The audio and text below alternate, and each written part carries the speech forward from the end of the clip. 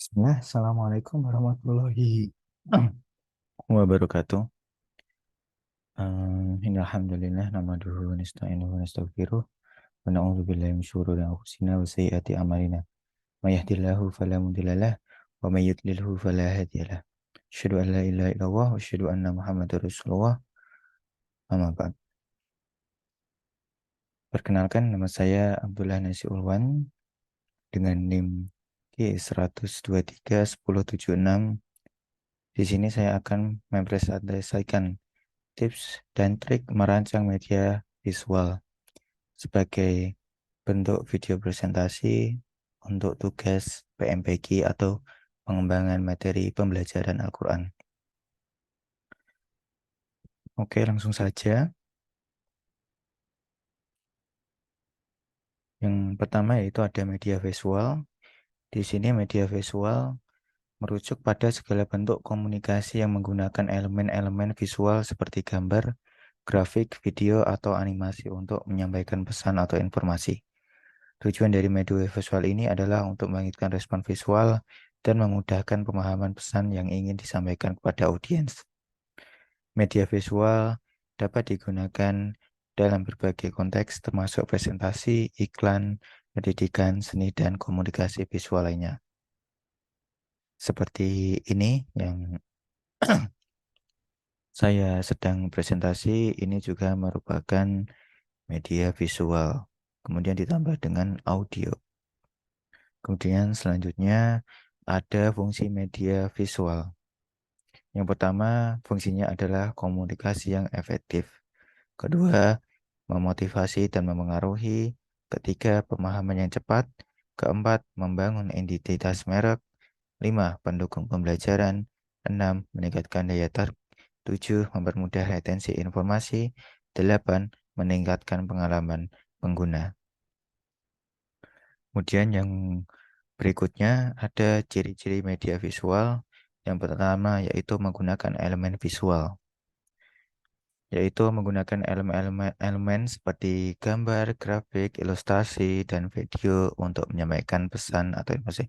Contohnya yaitu bisa kalian lihat pada share screen saya ini ada beberapa visual gambar seperti ada awan, matahari, kemudian ada bintang, dan ada video saya yang sedang berbicara.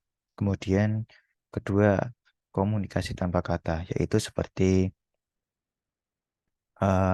menyampaikan pesan tanpa ketergantungan pada kata-kata, yaitu seperti icon, simbol, kemudian piktogram, seperti itu. Kemudian yang ketiga ada daya tarik visual, yaitu menarik perhatian dan menciptakan efek visual yang kuat. Desain visual yang menarik dapat meningkatkan ketertarikan audiens, seperti desain grafis yang menarik, kemudian warna-warna yang cerah, seperti di iklan-iklan makanan itu kan desainnya dan merah dan kuning biasanya itu sering gitu ya. Itu dapat menarik ketertarikan orang-orang untuk melihatnya. Kemudian kepengen membeli dan lain sebagainya. Kemudian selanjutnya dapat meningkatkan pemahaman. Jadi media visual ini membantu dalam menyederhanakan informasi kompleks dan memfasilitasi pemahaman yang lebih cepat.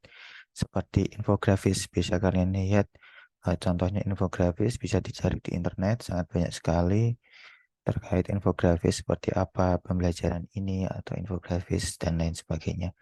Kemudian ada berorientasi pada pengalaman sensoris, yaitu merangsang berbagai indera seperti penglihatan dan pendengaran untuk menciptakan pengalaman sensoris yang lebih lengkap.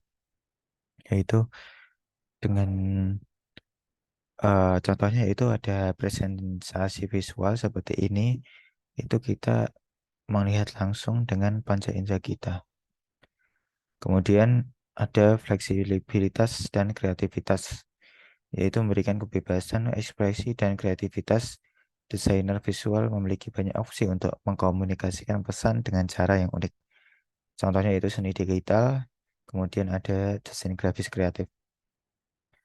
Kemudian ada mudah diproses oleh otak, yaitu informasi visual ini kita lebih mudah memproses otak kita lebih mudah memproses karena lebih gampang dicerna daripada informasi teks. Contohnya yaitu grafik informasi, kemudian presentasi visual. Selanjutnya ada beragam format dan platform. Media dihadirkan dalam berbagai format, baik dalam bentuk cetak, digital, atau visual interaktif, seperti poster, video online, media visual, media sosial visual. Kemudian dapat mendukung multi-channel, dapat digunakan untuk mendukung komunikasi melalui berbagai saluran seperti media sosial, situs web, presentasi, dan cetak. Contohnya yaitu desain kampanye lintas media seperti sekarang ini, yaitu lagi gencar-gencarnya pemilu 2024, banyak kampanye-kampanye dari kubu paslon 1, 2, 3 mengkampanyekan lintas media. Kemudian berkembang seiring teknologi. Media visual ini terus berkembang seiring dengan kemajuan teknologi, memungkinkan inovasi yang sangat cepat dalam desain dan penyajian visual, seperti virtual reality, augmented reality, dan lain sebagainya. Kemudian berikutnya, cara merancang visual media. Kembali ke judul, yaitu cara merancang. Bagaimana sih cara merancang media visual? Media visual itu yang pertama yaitu pemahaman audiens. Yaitu sebelum merancang media visual, penting kita untuk memahami siapa audiens kita atau siapa target kita.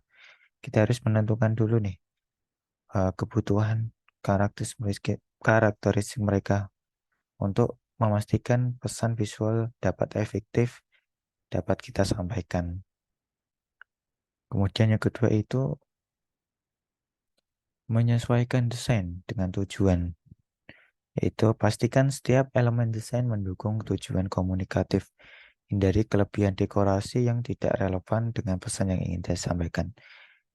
Jadi langsung to the point ya. Jadi jangan kasih embel-embel atau elemen-elemen yang kebanyakan sehingga pesan yang kita sampaikan itu tidak terlihat. Kemudian yang ketiga itu pemilihan warna yang tepat atau effective color selection. Jadi warna dapat memengaruhi emosi dan pemahaman. Pilih palet warna yang sesuai dengan tema pesan dan wajah di wajah. Jadi misal kita membuat media visual tentang anak-anak, berarti kita harus memilih warna yang colorful atau yang disukai anak-anak. Karena anak-anak itu menyukai warna-warni seperti itu. Kemudian yang keempat itu tata letak yang jelas atau layoutnya. Bisa kita sebut layout, yaitu organisasi elemen visual dengan tata letak yang jelas. Gunakan hierarki visual untuk menonjolkan informasi yang paling penting. Jadi itu seperti penggunaan font besar, kecil, kemudian font tebal, kemudian font thin yang tipis, kemudian gambar yang besar, atau elemen desain lainnya. Kemudian ada konsistensi desain. Pertahankan konsistensi dalam seluruh media visual untuk menciptakan identitas mereka yang kuat dan membantu audiens memproses informasi dengan lebih mudah. Kemudian penggunaan teks yang efektif. Hindari teks berlebihan dan pastikan ukuran dan jenis huruf sesuai dengan konteks. Gunakan teks sebagai alat bantu, bukan penghalang. Jadi kita harus menggunakan teks itu sesuai porsinya ya. Jangan terlalu berlebihan, jangan terlalu kesedikitan. Jadi harus pas dan harus bisa terbaca dengan jelas supaya audiens kita itu mendapatkan informasinya. Kemudian inovasi dalam presentasi visual. Selalu mencari cara baru untuk menyampaikan pesan visual. Penerapan teknologi dan konsep desain yang inovatif dapat meningkatkan daya tarik presentasi. Kemudian sudah selesai. Terima kasih. Ini video presentasi saya sebagai tugas PMPG dan DMPG. Kurang lebihnya mohon maaf. Syukron. Wassalamualaikum warahmatullahi wabarakatuh.